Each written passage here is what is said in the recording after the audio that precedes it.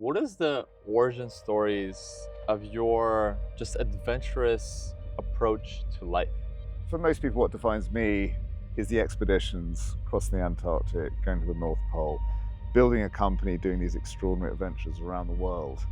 In reality, it was a trauma response. I found myself doing these expeditions not because there was a promise of glory, there was a promise of escape. I hid it from people. I bore this cross for years. As I was sort of by now doing the expeditions, my phone wouldn't be answered and I was sort of rotting away in a flat in West London.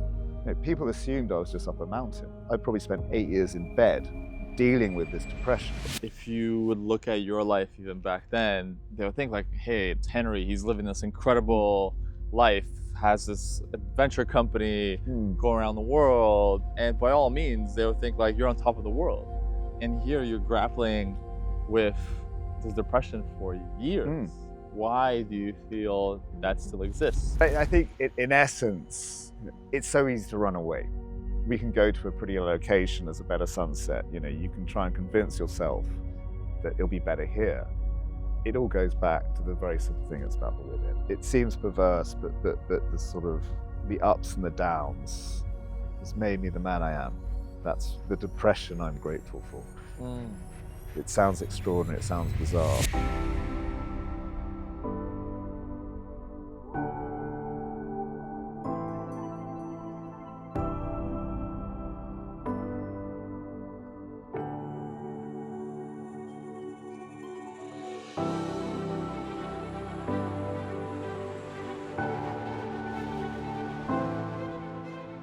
Henry, welcome to the Intelligent Change podcast. Thank you, Alex.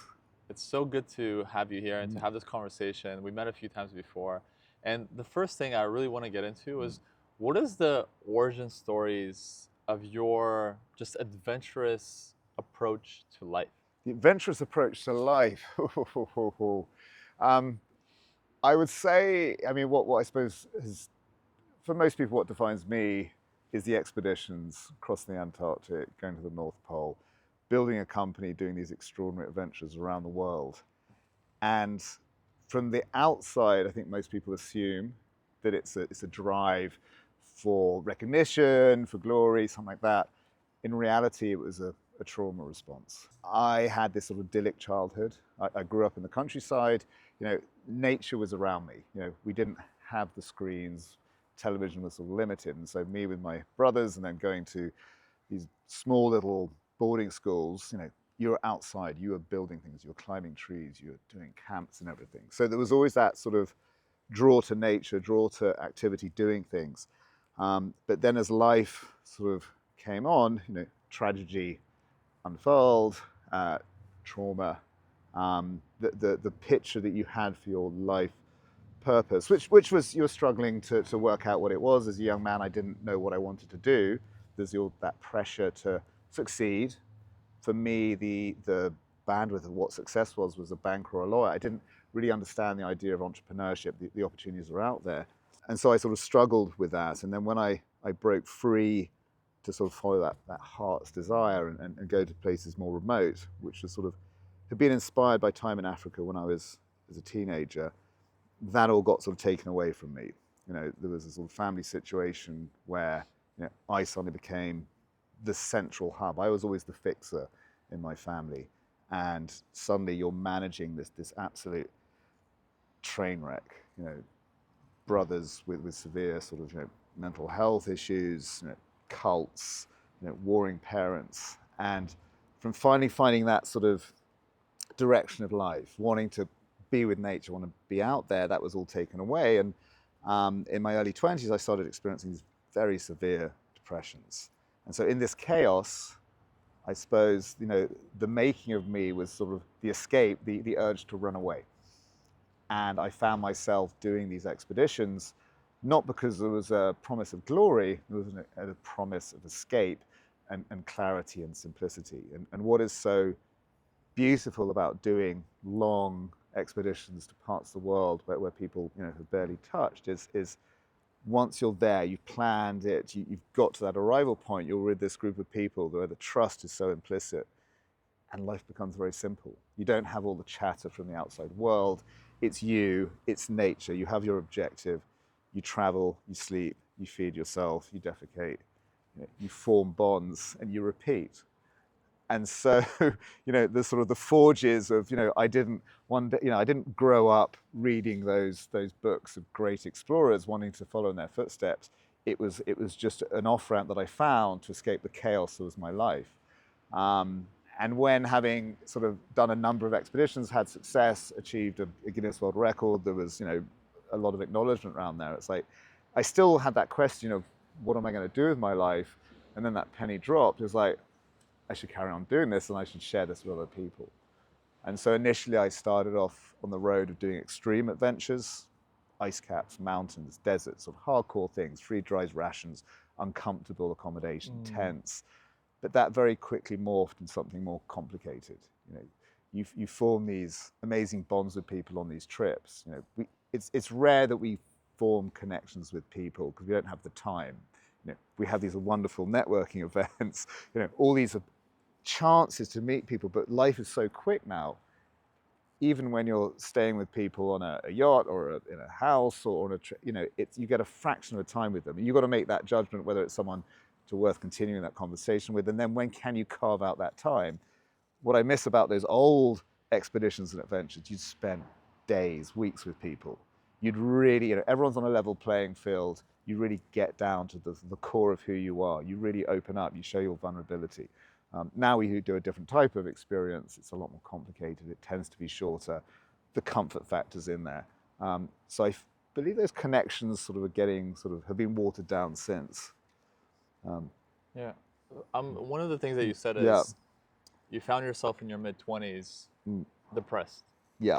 And I do want to go deeper on that because so many people find themselves in a place where they're not following, as you said, their heart desires. And they're doing the things that maybe their family wants them to do or what they think society wants them to do. That is maybe becoming that banker or lawyer or accountant. So what were you doing at that time that made you feel depressed? And then what did you do to make that switch to get out of that? Even though you didn't know what was going to come next. So I sort of resigned myself to go into banking. I got a job at Goldman Sachs. Prior to that, I was going to go into the military. And back then, this would have been in 2000, it was pre-Gulf War. The British military as an officer, a young officer, was fun. You did the soldiering, but you could go skiing, you could play polo. It was a slightly ridiculous life. And so I went, or thought I'd go down that trajectory, not because I particularly wanted to do it. It was an escape. It was putting off the inevitable, what I thought was the banking thing, the corporate life, the commute, that's it. Get married, get the mortgage, and that's the rest of your life. But again, with the ability of hindsight, I was always pushing against the identity that was put on me. As an Englishman sent to a private school, there's a conformity of how you did things. There's almost an entitlement of things. There was an arrogance that came with that. But I was always trying to push against it, trying to work out what was different. I was naughty at school. I wasn't a rebel for rebel's sake. It just didn't feel right. I never followed everyone with the same fashion. I didn't have to get a sort of fancy car when I could afford one. There was a deep instinct about something. I think authenticity was what I was striving for. And so when the depression came, which was a shock, and again, with that English culture of sort of pride and people didn't talk about things like this. I hid it from people. I bore this cross for years. As I was sort of by now doing the expeditions and my phone wouldn't be answered and I was sort of rotting away in a flat in West London, people assumed I was just up a mountain. So I just dealt with this thing for years without sharing the burden of it. And nature was my solace. That really sort of, gave me some sort of comfort. But at the same time, you had to come back to the rat race to sort of, grow your business, to live in London. And I've just recently moved to the Swiss Alps. The mindset is so different. Having left London after 25 years, every time I landed in this city, I was thinking, how can I get out of here? When am I leaving? Now I'm sort of slightly reticent to leave the mountains. The sort of the glass half full, half empty thing is totally shifted. And in regards to then, once you move to building up Cookson Adventures, which is now, an iconic company creating the most incredible adventures for, many of the world's wealthiest people as well. How did you build up that company? Because also the origins of creating a company that is built around your heart desire, something that you're passionate about, did it unfurl naturally, or did you have a certain big vision of what you're going to create and do in the future? So as I mentioned, this trauma response, which was the inception of Cookson Adventures, it was a continuation of the escape. It's like, how do I do something that I feel comfortable doing? Because I was always struggling, the idea of Goldman Sachs, I didn't believe in the product. It wasn't me, and the driver for money was not important enough. So I knew I was an affable guy, I knew I was charming, I was bright enough, I knew I could succeed in a variety of places, but where could I do something with integrity?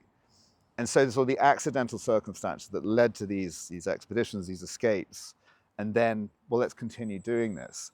I didn't have a vision of growing this huge empire. It was just the next step, the next step. My life was this sort of roller coaster seesaw. It was, the fight or flight response. It was go, go, go, go, go, go, adrenaline pushing you, pushing you, pushing you. You just hit a brick wall, burn out, and drop. And so between 2002 and the last few years, I probably spent 8 years in bed dealing with this depression. So everything I've done it with that 8-year chunk removed. And each time, if you have a small business, I didn't have any seed funding. It was all myself. I didn't have a team around me to start with. It was just all the pressures on you. So the moment you disappear, the whole thing stopped. So I sort of had to restart the company and try and patch up relationships or find new clients, because they'd be like, who is this guy? He's just disappeared. And I think what attracted me, what the mutual benefit of why the people started coming to me, the more well-heeled people came, is because I didn't want to follow the crowd. I wanted to see something different. I had a way of seeing things where I didn't want to follow other people. So how can you do something in an intelligent way? So to give an example, Kilimanjaro, popular mountain, a lot of people have done it. There's 5 main routes up it. They all combine to one spot. And then when you do the final summit day, you're all following that one bit up this big scree slope. Now, I did a bit of research and I found there's a place up the back. It's called the Western Breach. Now, that was known as the Mountaineers route, and several years before that, a few climbers had died in a rockfall. But on further analysis, you saw that those climbers who died were climbing at midday. The sun was up, the ice was melting, rockfall was more of a risk. They were walking up the routes of rockfalls, and there'd been a big storm the night before. So they weren't playing by the rules of the mountain. And so if you did it the right way, and you didn't need to be an experienced mountaineer, you could go up this Western Breach up the back, you pop up into the crater, you walk through the ice field in the crater, which sadly no longer really exists, you get to the summit and it's yours. There's no one else there. So you have this sense of belonging and privilege. And I took a bunch of it girls up there. They literally were walking up and down the King's Road down the way, and they did a unique route and something else. So that was the approach. And it was always the questioning of when you're going to a new area or something, there's always a local fixer, there's the quirky people that you'd speak to work out how you're going to sew this trip together, and they'll go, oh, you can't go to that place, or there's a time limit there, or you can't land a helicopter there, and it'd be like, but why not? And they said, well, that's just the way it's done, and then respectively you'd push and you'd ask and you'd probe and you'd find ways around. So for those who have the resources and share in a sense of venture but don't have the time, that married up very well, because they would come to me for advice, like where to go. I just followed my bucket list, and people will come along. And so this is how the business grew. And then in time, I could then bring on a team who gave me a better support structure. I never, hindsight, I never had mentors. I was this like lone wolf. I was always the person that everyone came for answers. I never was a guy who asked for an answer. So I wish I'd gone back. All the knowledge I have now, I could have got it from many people, but I sort of made the mistakes. I sort of didn't make too many. It always went in the right way. And grew this team. It was very top heavy, because it had to cope with a founder who just suddenly, without a moment's notice, disappear. I lost 8 years of my life. I wouldn't be doing what I'm doing now. I wouldn't have the empathy that I have now. I wouldn't have the compassion, the understanding of the world. I wouldn't change it despite the just mess of my life as it created. But I think some of the more interesting people you meet in life, they come from a background of tragedy and sort of disaster. If life is just plain sailing all your life, then it's like, so what? Where's your different perspectives? It's too easy. So you need that adversity, I think, to make people the men, the women that they are these days. And for yourself, 8 years is a long time. What helped you actually get out of that time in your life? So I never took it seriously. I hid it for a long time. I had a series of disastrous medical practitioners who sort of misdiagnosed me with various things and fed you with all sorts of drugs, which screwed with you. It screwed with your weight, your libido. It made you question your identity. I mean, it was really tough. At the same time, with the stress of trying to grow this business when you're disappearing for 1/3 of the time. And the sort of the change, I suppose, again, tragedy, I lost my mother in very horrific circumstances. I mean, instantaneous, wasn't expected. And whereas before I could pick myself up from my depressions, that was the knockout blow. I couldn't get up. Ironically, it was just after sort of my first crowning glory. We did a massive expedition down to the Antarctic. We sort of rewrote the book on how charter yacht travel is done. We bought a yacht down there. We put 2 helicopters on it. We have 2 submersibles down there. We basically use these platforms and really leverage the things you can do with it. Rather than just using it as a glorified cruise ship, we use this as a platform for adventure. We had camps on the ice cap. We had people heli skiing. It was the first time heli skiing was permitted in the Antarctic. It was the first time submersibles had been used in the Antarctic. We brought in glaciologists, we brought in conservationists. So for these families who came down here, they just had a whole extra menu of stuff that you can do down there that had never been done before. And this all just came from here. I'd chartered 1 yacht before down the Amalfi Coast. This was my first expedition yacht charter, and we created this incredible trip. And on the success and the glory of that, suddenly, bam, lose my mother, and I'm out for the count. And it was 8 months of sort of holding on for dear life, pretending I could get back up. And 2 friends basically saved me. I mean, they came up to me and they said, look, you need to sort out yourself. We're going to take the company off you. We're going to put it on ice. You do you. And for the first time in over a decade, I just felt this relief. The weight off the shoulders, I can remember it. It just went. And I took myself to a clinic in the States. I was there for 2 months. And they talk about the onion, the layers. I mean, I had this reinforced concrete shell around me. I'd been stuffing emotion, my feelings down all my life. And 55 days of tapping away with all these different therapies, treatments, group therapies, you name it. And finally, it cracked. And there was a sort of a rebirth. I sort of came out of that place like a sort of newborn lamb. I remember walking the streets of London and you could feel people walking past you, like the sort of the car park sensors on your, you had a new awareness. And so that was a sort of a re-beginning. I certainly didn't solve it. I still had this black dog creeping up on me, but there was more balance.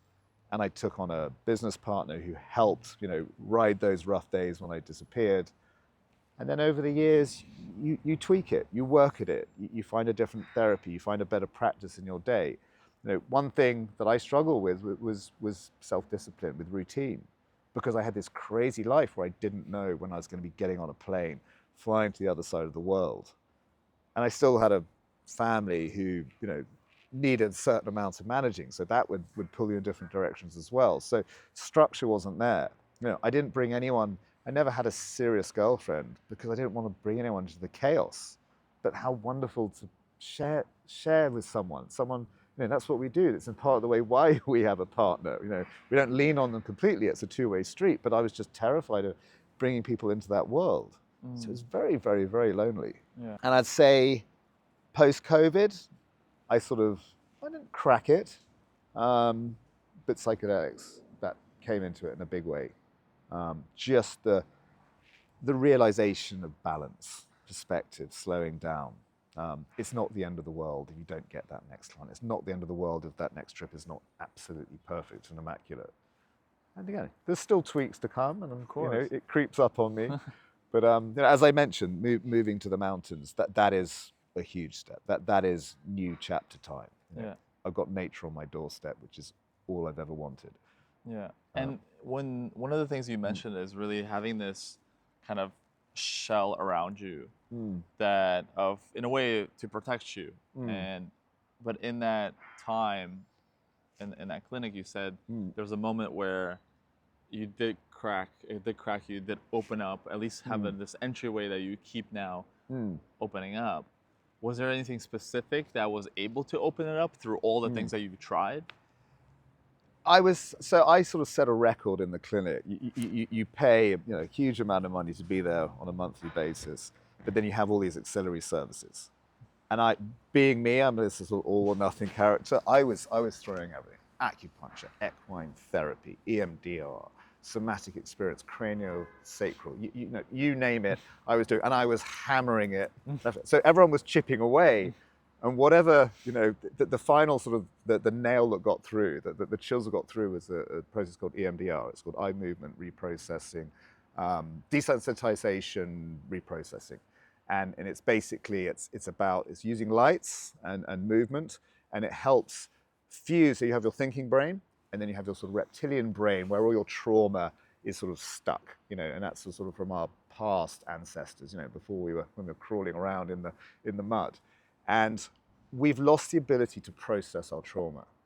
We look at animals on wildlife documentaries, and they get chased by, the gazelle gets chased by the lion. They get away, you see them like shaking. They're releasing that energy. And again, in Western society, we think, we seem to think we can fix everything by talking, by thinking. But in actual fact, our feelings, the trauma, it's all through our body. We have brain cells in our stomach. We have gut instinct. This is now known. And so what this does is allows you to process the thinking side with the trauma side. And there was a moment I was actually discussing something about my mother, and there was just release. There was a film called The Highlander back in the 80s or 90s. This guy who would sort of roar, and this energy, the stream of energy would just come out of his mouth. For 40 minutes, I was roaring like a sort of wild animal, just sort of, and just every emotion going through the whole range, from anger to hate, to fear, to laughter, and then to love. And I'd never really experimented with drugs or psychedelics prior to that, but the feeling I had there was total love. I imagine it's probably what MDMA or similar type effects of that. I wanted to ring my family, I wanted to ring my friends, tell them I loved them, my other members in the clinic, I was like hugging them. This lasted for like 30 or 40 minutes, and then it shut down. But that didn't despair me, because then I knew there was life. I'd been dead for a year. I was this shell. I was walking around like a robot. There was no joy, there was no color in my life. I didn't want to be here. So that was the moment of my sort of rebirth. And what was that called again? EMDR. EMDR. Yeah, they use it for sort of trauma therapy. There's a sort of different side. There's another variety called brain spotting, which is a different type. And you can actually now use the brain spotting for coaching. So if your life is relatively whole, rather than just looking into sort of repairing the past and the current issues, you can look forward and actually training yourself to optimize as well. So it can be turned on its head. Wow. And again, for the first time in my life, I'm now doing coaching on a positive side of things, rather than trying to catch up with it. Which again, it's a totally different shift. Yeah. And thinking about, if you would look at your life even back then, they would think like, hey, it's Henry, he's living this incredible life, has this adventure company, Mm. go around the world, and by all means, they would think like you're on top of the world. And here you're grappling with this depression for years. Mm. Why do you think, and you, a lot of your clients, again, are the top performers of the world, and many of them achieved what anyone could ever dreamed of. And yet they also struggle with depression and these feelings of anxiety and everything else. What do you think it was for you and also some of the people that you met that by all means people would be like, hey, you should be grateful, you should be happy, Mm. and that's what many people chase, yet there's a lot of darkness there. Why do you feel that still exists? Because most people think once I do the adventures, once I have this lifestyle freedom, then I'll be happy. There are so many philosophies out there, but I think in essence, it's so easy to run away. We can go to a prettier location, there's a better sunset, you can try and convince yourself that it'll be better here. It all goes back to the very simple thing, it's about the within. And we are in a world which is sort of designed to breed insecurity. We have a world where there's the haves and the have-nots, and everyone's told they need to have. And even if they do achieve some level of have, they need to get more have. So you're constantly catching up on that. And then you throw in, difficult childhoods, horrible circumstances in your life that's come up. It could be, they have little t trauma. It's just it's a drip, drip, drip, drip over many, many years, or there's big, major life events. People aren't encouraged to address this stuff. They leave it, depending on your culture especially, but from a British perspective, it's that stiff upper lip, go for it, bury your feelings. And it's been shown just attaining wealth to a certain level, yes, will make you happy. You've got to keep the wool from the door. Have a roof over your head, not have to worry about your groceries. You can have health insurance. You can get some of the nice things. You can treat your friends. Your children's education sort of. But after you get past a certain level, psychologists have shown time after time again, your happiness doesn't necessarily increase. And I've always been quite sensitive.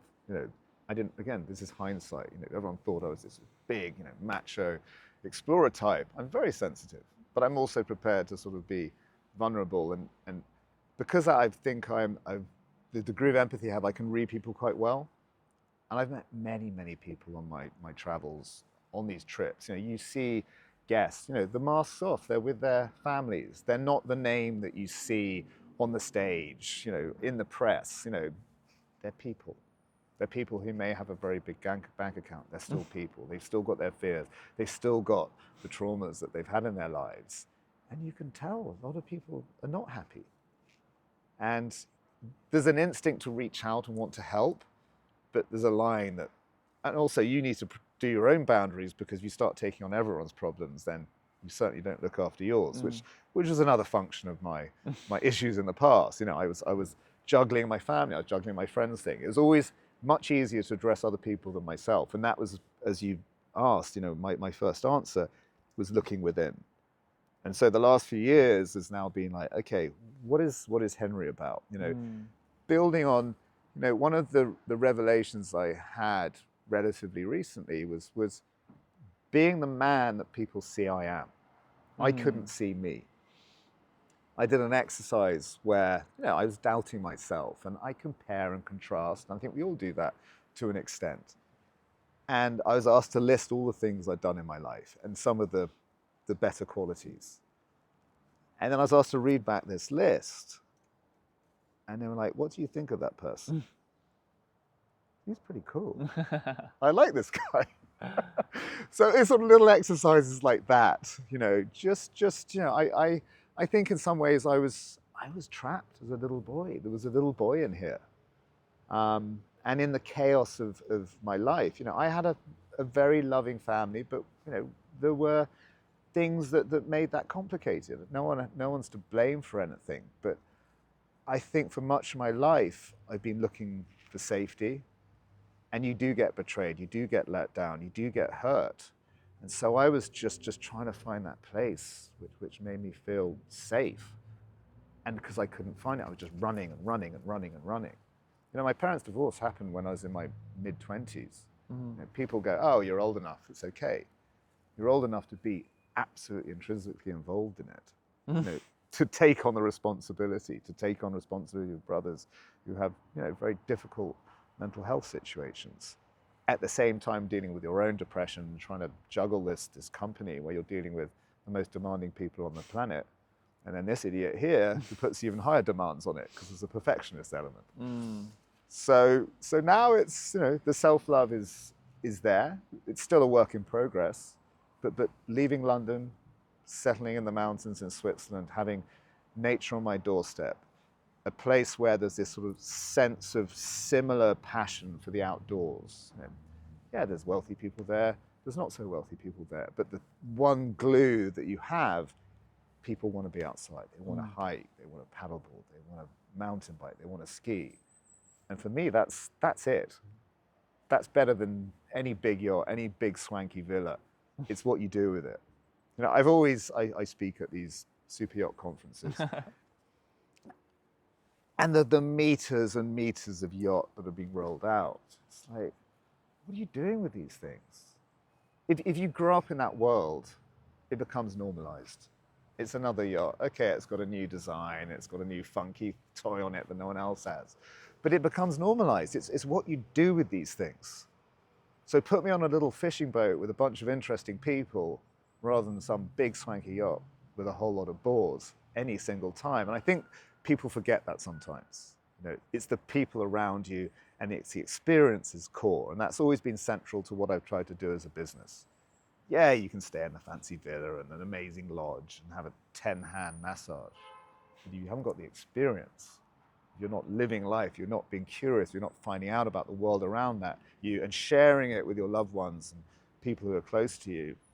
Then what's the point? Take a picture of the Maldives and, you know, 10 grand a night.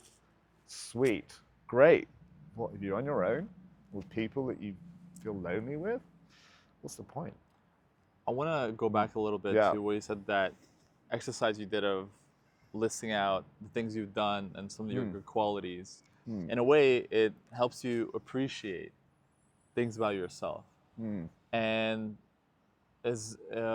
sometimes people forget to practice that appreciation for themselves and the gratitude of actually, wow, I am living my dream life. I have become the person I've always dreamed of. So was that, and after that, do you still practice gratitude, and what's your relationship with gratitude in your life?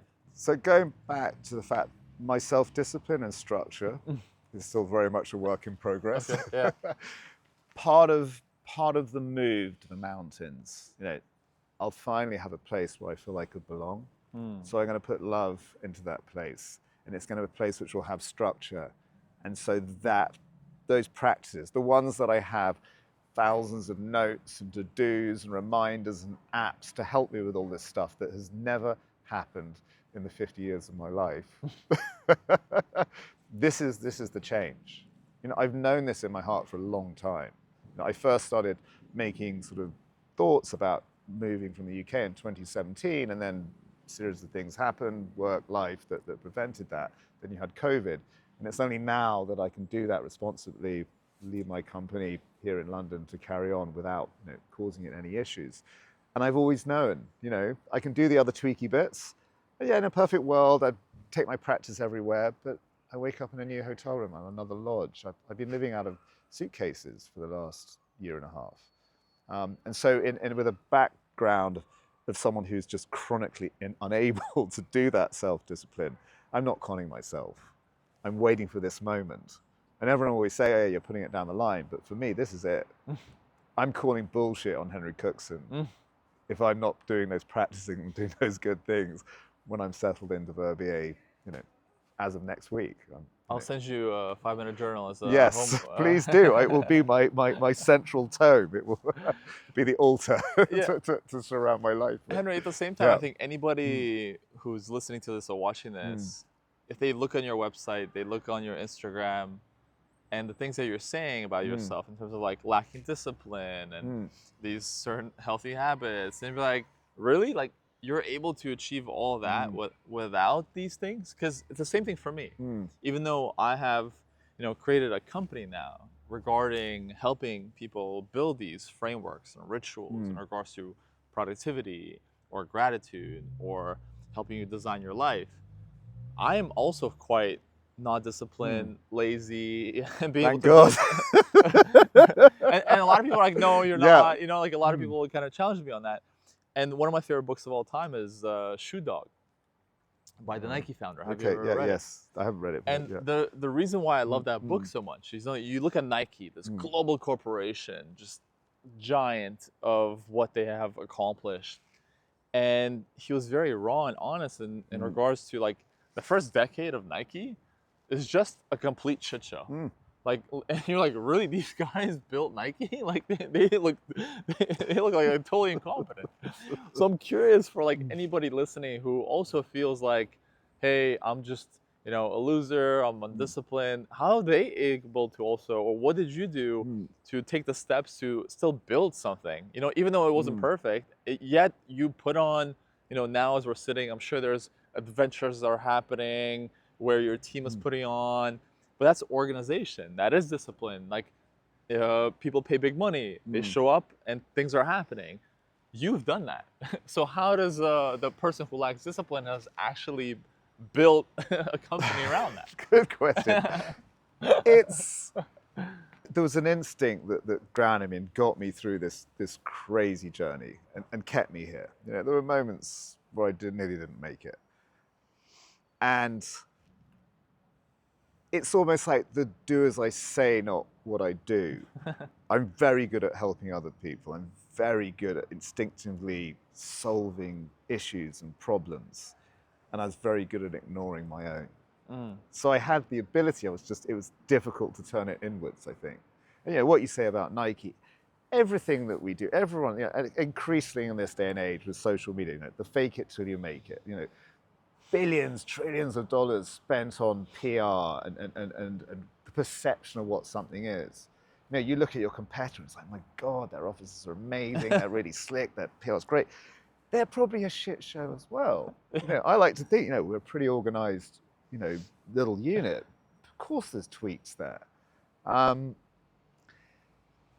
It was just my gut. It was following my gut. There wasn't, I didn't read self-help books. I didn't read, Nike founder books on how they did it. I literally just sometimes battered my way, sometimes tiptoed, but it just felt right. The thing that I think I wanted, it just reminded me, my brother, he has a sort of villa rental agency out of Athens. He does villas across Greece. Over the years, because of his sort of semi-celebrity brother, I suppose, people would come up to him, people he knew, and goes, your brother, he has the best life. And he would tell me, so if someone else does it, I'm going to punch them. Because I know that the shit show that is your life, and the depression, and the helter-skelter, and the times I've had to go and drag you out of your pit because you haven't showered in a month and just been eating cornflakes and just watching Netflix back to back to back, And they think that Henry has this perfect life running around the world, hang out with these glamorous people. It couldn't be further from the truth. So I think what kept me centered, I've just always had this inherent sense of right and wrong, keeping things authentic, being real. And I find part of the reason maybe why I found it so difficult to find my place in life, because I look at the world and I don't quite understand it. I don't understand how people can treat each other. I was naive. I was grew up in this very idyllic little world. I talked about my prep school.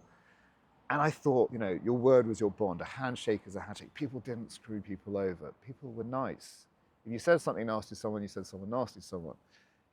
And my God, I was in for a shock. And how people treat each other in relationships and business relationships. I still don't get it. It just doesn't compute. I have this really deep instinct of right and wrong. And I see the unfairness in the world. I see the unfairness out there. I see people getting ahead by unfair means, by subterfuge, by creating that mirage. You know, we're in a world where people get ahead not necessarily by raw talent, by the perception of raw talent. And that's never felt right for me. And I still struggle with it. I'm getting better at it. Yeah. You know, we've had our hard knocks, so you're Yeah. a little bit less, you can expect it a bit more. But it still catches up with you and you still just shake your head. It's like, why? Is there that much hurt out there that people are lashing out? Is it a society now, a system now that is pushing us further towards this sort of alien society that I see?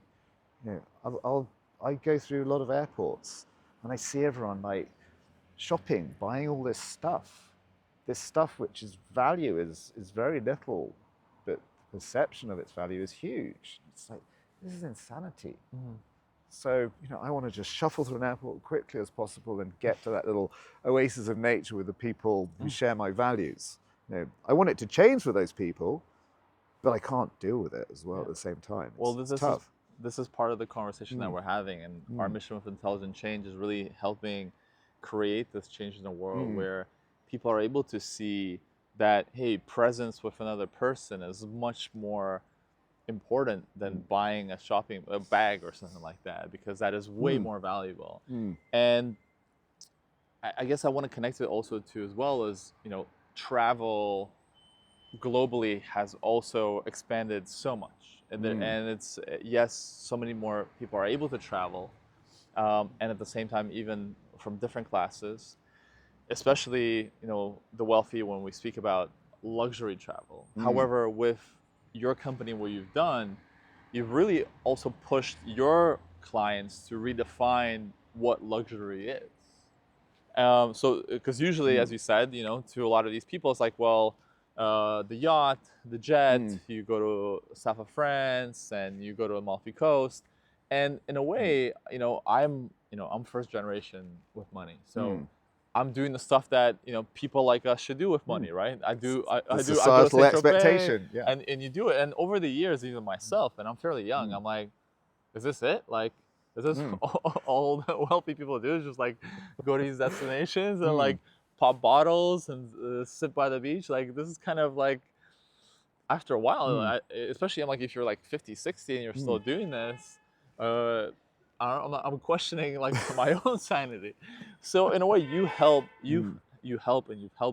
people redefine what luxury means. So can you talk to us more about what is your definition of luxury, and how do you help the people you work with to help them see the world in a whole different way outside of this bubble that so people thought they've created with caviar and Monaco?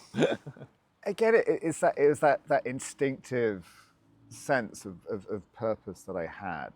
I always had this connection with nature, and right from the outset, we would find ways to introduce clients to our world at a different level, rather than just seeing and observing.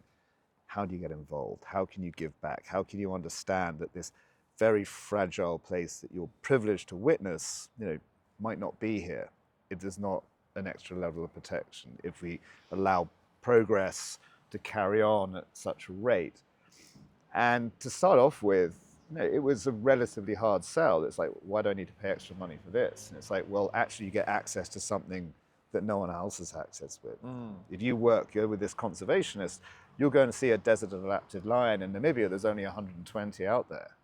And that quid pro quo, you need to buy them a tracking collar, 15 grand. Tracking collars, you get to see those lions. You get something that no one else has seen. The researcher, he gets his equipment. Everyone's happy. And so for years, we had to sort of slide that in. We had to sort of find a way to make people think about doing it. Now it's changing. People are like, yeah, that sounds great. Let's get involved with the rhino relocation. Let's tag some sharks. Let's help protect this species of rare monkeys in Southeast Asia, whatever it might be. Because I think people they're traveling a lot more. There is more awareness, that if you're that privileged and you're going on several holidays a year and you've got a young family, you want your children to be grounded. If they're just going to another hotel, another lodge, another plane, yacht, you name it, they're not going to get value from that. but so they want them to understand a bit better. They want them to speak to researchers, people on the ground, people from totally different backgrounds, totally different demographic levels. Get involved in a refugee camp, get involved with a school. And then when you come back, you haven't just dumped a bunch of cash and just seen some stuff and got some nice content for your Instagram. Kids are getting it as well. Kids understand. We really work with the kids, because if the kids get engaged, they're going to pull on heartstrings of mum and dad. And we've had some major wins. And the way, I've always thought, Henry Cookson can only do that much. In terms of financial firepower, I'm not going to make a massive difference on the planet. But if I can leverage my influence and my passion to someone who does have that fortune, if they deploy that, then the leverage is thousands of fold X. And we need to do this. I mean, we are in a very tricky situation right now. There's distractions every day, but unless something shifts, we're in a hell of a lot of trouble. We already are in trouble. So these same people that we have the privilege of taking on these trips, they're the opinion makers. They're the shapers of policy. They're the people who are the innovators. They are the captive industry who the world looks up to and respects. So if you can just change their lens and their perception, just a fraction, maybe that's enough that they start implementing the change that starts getting momentum and bringing about what really needs to happen to get our planet, get humanity out of this bind. I love that. 'Cause one of my favorite principles, and people who watch me know this, is Pareto's Law. So 80-20. How do you get to 80% of results? Just 20% amount of effort. And what you just communicated there is that your ability to be able to, as you said, leverage, it's not even yourself, because oftentimes people will feel like, oh, I'm like powerless. I'm not as wealthy, so I need to be a billionaire in order to change the world. And they start chasing that, maybe trying to become Elon Musk, right? When in reality, like yourself, by knowing what is your strength and how can you leverage your power that you do have, which is of decades of experience of seeing our planet shift and change, where you're like, hey, this is a meaningful decline of our environment, of the species that we're destroying, and then be able to leverage that to with the people with the resource to be able to shift that. How do you have that conversation even? Because at the same time, you don't want to be a downer to a lot of these people, because they're like, hey, I'm paying you, sometimes maybe millions of dollars for me and my family to have lots of fun. And now you're kind of like making me feel guilty for all the jets and the helicopters and the yachts that may be kind of destroying it. But at the same time, framing it in a way where they can also be the change. One person not going on a holiday is not going to make a difference. And I've wrestled with this and I've thought about it long and hard. And some people will, I have my doom chat, for instance. I don't lay that on people on their holidays. That comes when, there's a degree of, friendship, respect. You've got to know each other. It's after they've done several holidays. What we're doing is just opening the door a crack. You go to the Galapagos, this pristine, perfect place, but then you get them engaging with very dedicated, passionate researchers, and then they start understanding just things on a more micro level, what the issues are. Maybe open the crack a little bit more, and how the region can affect this, and how, trade routes, how foreign fishing fleets might affect it. And so you're not whacking the boom on there. People, you want people to enjoy themselves and have a good time. It's later in the conversation that you sort of open that door fully open, and it's like, look, this is where we really are. And it's fun. I mean, you can swim with a hammerhead shark, or you can fire a GPS tracker on it, and that data will go into a bigger data set, which will help establish a marine corridor. We have contributed to marine corridor research that's been opened up between the Galapagos and Cocos and Colombia. Just a little bit, but it's all come together. So, you're a part of that. Yeah. And again, psychologically speaking, the act of giving back, the act of donating is one of the best feedback mechanisms to feel good about yourself. Because again, going back to the normalization of things, you're used to going on lots of holidays, you're used to going on lots of boats, it becomes a bit numb. You're just taking. You're taking, yeah. Whereas if you give something back, that's a feel-good thing. And then you can go back and you can tell your friends and your colleagues, you know, we've contributed, we've done something. I held a little baby shark in my hands. You know, I stuck a thermometer up the arse of a rhino, you know, as it was tranquilized because we were going to relocate it. That's a story. Because again, in this era of just accessibility for everything, we don't get blown away when our friend says we've just gone and seen a rhino. You know, you're going to go and see the gorillas, I understand. You know, an incredible experience, but how long are you going to capture someone's attention for that because they've got a dozen friends who've already seen that? Yeah. So it's like, how can you elevate that and become a more personal, more rewarding experience? Yeah. And to finish off this conversation, there's a few more questions. One of them is we spoke about, because you just referenced the gorillas that I'm about to see this week, is many times in these moments of the epic travel adventures that we may get to have, we're not actually present in those moments. We're not present even in those once-in-a-lifetime experience. And oftentimes we're not even present in the everyday moments in our lives with the people that actually matter most. So can you speak more on the power of presence, as you said, and how taking, as you said to me, in that moment, put the phone down, actually be present with the gorilla or that rhino or the giraffe or just the human, maybe your partner across you. So can you just speak the importance of presence and why it can make actually the biggest change and shift in your life? Yeah, it's we touched on it. Life is faster and faster. Communication is at light speed. There's more information coming into our life on a day-to-day basis. It gives people the ability to have numerous businesses. It gives people the ability to travel more, have more connections than any time in history. I don't know what the expansion is, but maybe you had 100 people in your closed circle 20 years ago. Now you can have 1,000 people in a relatively closed circle. You go to all these different meetings, gatherings, conferences. But where's the depth and the meaning of that? It's a brush, it's a touch. You want to sort of, I'm making this analogy up, but you want to make love with those connections. You don't want to just like shake hands. You want to get in there. And so it's that slowing down and it's really thinking about something. It's pausing, this grass. I mean, how crazy is this? It grows out the ground, Who really thought about what this grass is doing, what its process is, what are the biological processes that make that grow? We just take things for granted, especially in this era of instant gratification. So COVID was interesting.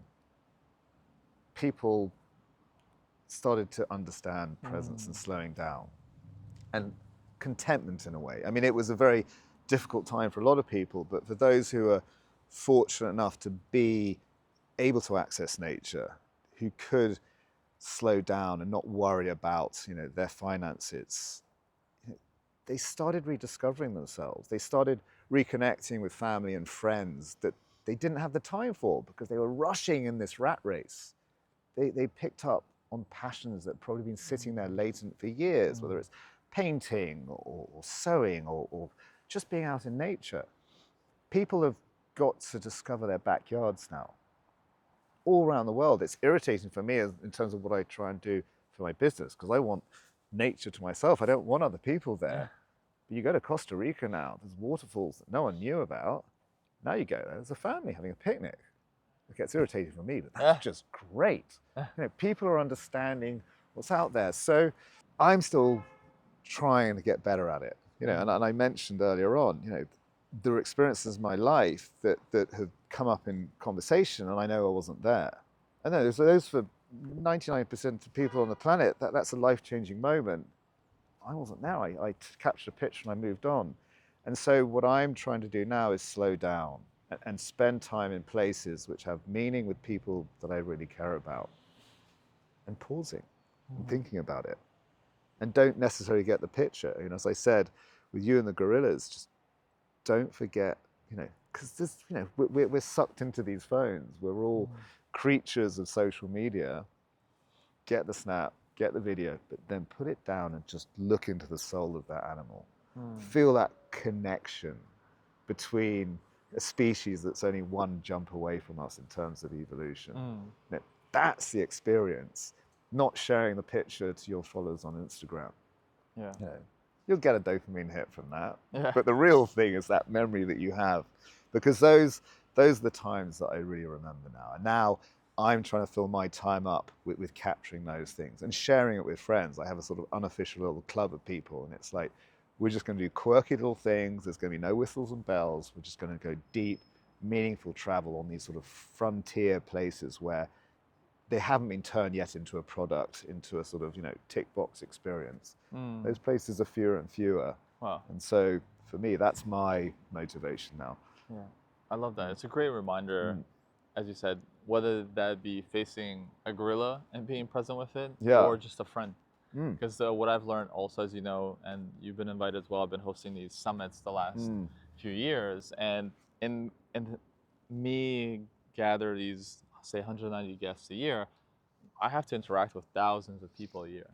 Breakfast, lunches, meetings is a fairly high ticket item to attend. And I'm pausing actually next year. I'm not going to do another summit at the moment. And part of it is I feel so privileged to have met so many people, incredible people. These are also titans of the industry and doing incredible things. Yet that I've learned that there's only so many few people that you really connect with, that you're like, instead of just keeping, again, new friends, more friends, actually understanding that, hey, my friend, Sammy, who was always there for me, I should spend more time with him, and carve out that quality time versus just chasing that new event or that new person. And in fact, those people that really enrich you are one of the most important people in our lives. And I think we often forget that with this culture of Instagram and new accounts and countless amount of people. And same thing with dating, it can be endless. And really going to the fundamentals of being human and building those nurturing relationships for a lifetime. You said people you met. Metting. What is metting? No. But you've exchanged contacts. Yeah. You may have established they live here, cool, they're interesting, they're a captive industry, and then you're off. Yeah. It's so simple. It's quality over quantity. Yeah. There's a stage in your life for the quantity to get where you need to be, and after that, you need to start laser focusing on who's really important. Who are the people that who are going to back you up? Yeah. Who's the one you can really call and have that heart to heart when there is an issue or there's something really exciting you want to share? Yes. There is an epidemic of loneliness out there. Yeah. Despite people, in theory, having loads of friends and loads of Facebook contacts and loads of Instagram contacts, people are lonely. Exactly. Because the depth of that connection is going. Sending a WhatsApp and saying you're okay is not the same as writing a letter. Part of my, the epiphany for me of why I wanted to be in nature was when I spent time in Kenya when I was 18. No cell phones, no email, teletext. But where we were, there wasn't even a telephone. It was radios. So I'd write these letters home. And when I'd write those letters, I would share my feelings, I'd share my thoughts, I'd share the sense, the interactions, the conversations I had. Nowadays, someone asks you when you're on a safari, how are you feeling? You just send a picture. Hashtag blessed. We don't have that depth of sharing connection now. It's just go, go, go, go, go in a frenzy of likes and ticks and beeps. And going back to that COVID thing, just slowing down. We're not designed to go at this pace. We're constantly just putting ourselves under stress. It's just go, go, go, go. Another connection. I just see this person. Another deal. Another post. Our body, we're wearing ourselves down. We can be so content if we have community, if we have healthy food, if we have art, music, nature. That's all we really need. And a roof over your head. I'm happy with that. Yeah. I mean, that's my goal. Yeah. I'm simplifying my life. I don't need chaos. Yeah. I've done that for too long. I've done the 20 rounds in the ring with the heavyweight champion of depression. So Yeah, no, that's so good to hear that, and you also being very vulnerable and open in the conversation kind of we had. Before we sign off, I do want to ask you, you've probably traveled than most people will do in 20 lifetimes. What are some of the most epic, memorable places that you've been in the world that have left a mark on you? the easy default, because it's so pure for me, is British Columbia. Way north of Vancouver. There's an area called the Great Bear Rainforest, and there's an energy there. Ancient forest. This forest used to go the whole way down the entire western seaboard of the United States. It's all been decimated. This is the last contiguous area which still exists.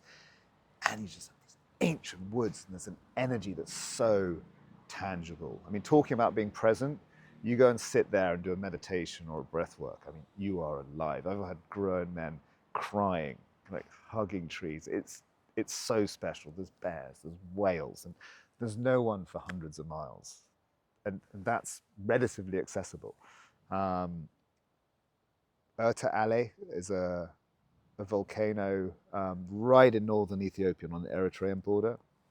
It's the longest continually active volcano on the planet. It's a lava lake. And I went there back in 2009. The area is now a little bit insecure, but you camp on the rim of this volcano looking into this lava lake, and it's like the soul of the earth. You're seeing this energy of this rock that we're on, and there was just something very powerful about being there. Hundreds and hundreds of miles away from people again. You go through this. Actually, in theory, it's the hottest inhabited place on the planet. It's an ancient sea. It's now a salt flat. And the locals, they still mine the salt using techniques that go back 500 years. They're using these pickaxes, they're putting the salt into these blocks, they put them on the camels go on a camel train to a place called Merkeley. And you get all this sort of weird sort of geothermal activity and these upwellings of sort of sulfuric acid and all these minerals. I mean, it looks like a sort of Star Trek set because the colors and the shapes are so unbelievable. It's like someone's designed it. But yeah, that had a huge impact on me. And then the Antarctic, where I sort of did my record, where I crossed the Antarctic for 53 days to run away from my demons.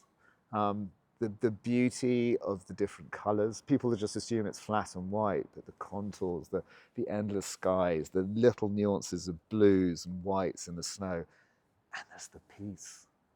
Just the swishing of the snow, and you're at the bottom of the planet, no human for hundreds and hundreds of miles, and it's just you and your companions just on this goal. There's a purity to that. There's a simplicity, and you can't get that in this. It's very hard. Bringing us back to this and now, to sign off in intelligent change fashion, what are you grateful for at this moment? Grateful for the insights that I've gained through the turmoil of my life. It seems perverse, but the sort of the ups and the downs has made me the man I am. That's the depression I'm grateful for. It sounds extraordinary, it sounds bizarre, but I'm sitting here, sharing my story. And I have incredible people around me. I've had experiences that, as you said, dwarf most people's lifetimes. But I know there's also so much more. And so that curiosity, I think if we're going to rise above that, the curiosity, it's curiosity that has always taken me forwards. It's always, don't just accept things for what they are. Respectfully question and just have that little glint, wanting to see what's around the corner, what's next. Not amass things, not tick things off. Still find that interesting, curious people will help enhance your life. I'm going to rephrase it. Curiosity. That's what I'm mostly grateful for. I love that. Thank you so much, Henry. Thank you. Wonderful. It's beautiful. I love this conversation. I'm going to definitely re-listen to it myself. And that it brings realness and authenticity to people living, and also a sense of groundness. Because oftentimes, as you said, we compare ourselves so much to others, and as you said to your brother, you're like, oh, I'm gonna smack him. Yeah. So it really like, okay, I'm good. We're all human. Yeah, we are. We all make noises and do weird things. You know, it's that we all dress ourselves up, and we don't need to. We really don't. Just be you. Perfect. Thank you so much, Henry. Thank This was you. beautiful. Wonderful. Thank you.